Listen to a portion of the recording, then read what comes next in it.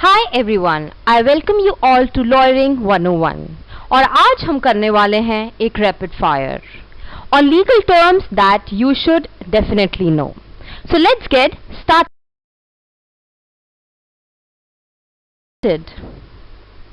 हमारा पहला टर्म है मेंस रिया, जिसका मतलब होता है गिल्टी माइंड, और इसी के साथ दूसरा वर्ड है एक्टस रियस, जिसका मतलब होता है गिल्टी एक्ट, और दोनों मिला के ये बनते हैं एक criminal act. So guilty mind plus guilty act is equal to a criminal act under your Indian Penal Code.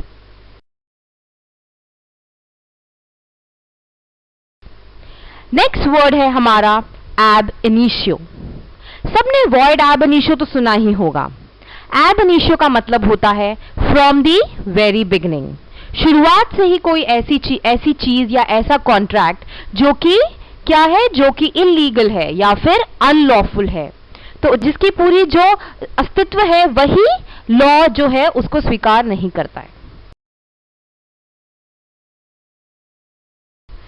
अगला वर्ड आता है हमारा एडहॉक. एडहॉक का मतलब होता है for a specific purpose. Ad hoc का मतलब होता है कि किसी टेम्परेरी पर्पस के लिए किसी अपॉइंटमेंट का बनाना, जैसे कि जजेस को अपॉइंट करना फॉर अ स्पेसिफिक पर्पस, और काम जब हो जाए तो वो जो अपॉइंटमेंट है उसको खारिज कर देना.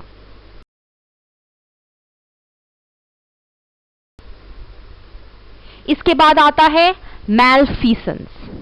मैलफीसेंस का मतलब होता है कोई ऐसा काम करना जो कि इलीगल है अंडर द लॉ. अगर हम कोई इलीगल काम करते हैं अंडर द लॉ, उसका मतलब क्या है, हम लॉ की आंखों में we are responsible for that wrongful act. So malfeasance basically means कोई गलत काम करना.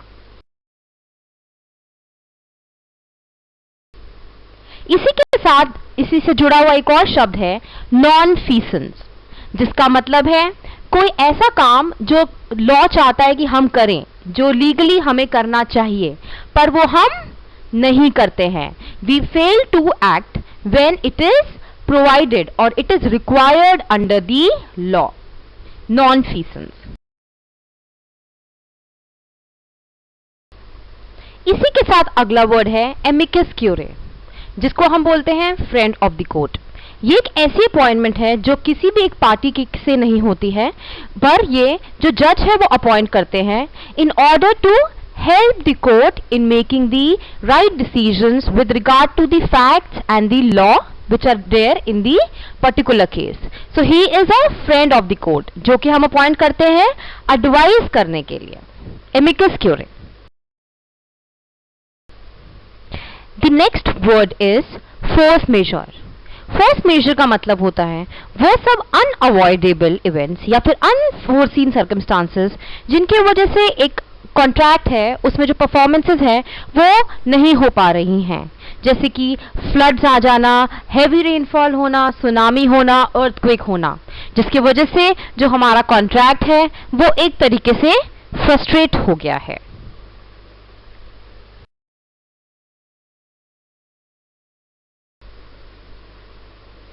Next is accomplice. Accomplice is a person who intentionally and voluntarily participates with another person in a crime. मतलब मैं किसी को किसी क्राइम में अपनी मर्जी से मदद करती हूं तो मैं क्या कहलाती हूं, एक accomplice.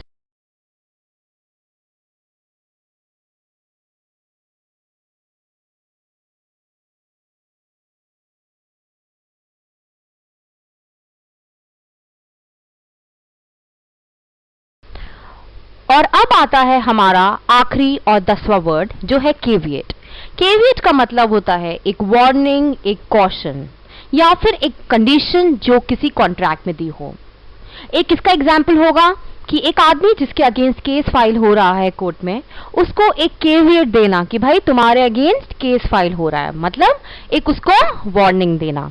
In some simple words it means let the person beware. So that's it